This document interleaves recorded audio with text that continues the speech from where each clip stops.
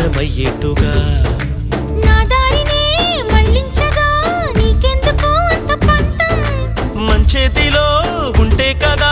ప్రేమించడం మానటం